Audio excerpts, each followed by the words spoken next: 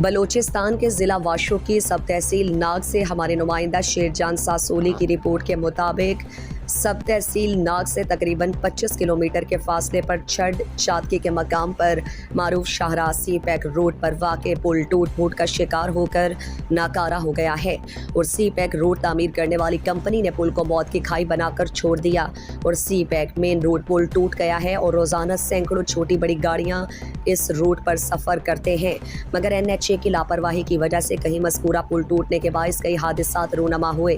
چھڑ چاتکی پل CPEC road Panjgur, Kech, Gwadar اور ایران کو ملانے والی شاہراہ ہے جو ٹوٹ گئی اور گاڑیاں روڈ کے کنارے سے گزرتی ہیں، جو NHA کی کارکردگی پر سوالیہ نشان ہے اور NHA کی لاپرواہی سے مذکورہ پل مزید انسانی جانوں کے ضیاع کا سبب بن سکتی ہے۔ وفاقی اور صوبائی حکومتیں فوری نوٹس لے کر سی پیک روڈ پر واقع چھڑ چاتکی پل کی ناقص تعمیر اور ٹوٹ پھوٹ کا نوٹس لے کر پل کی فوری تعمیر کے لیے اقدامات اٹھائیں تاکہ سی پیک روڈ پر سفر کرنے مسافروں کے جان و مال محفوظ رہ سکیں اور انسانی جانوں کا نقصان نہ ہو۔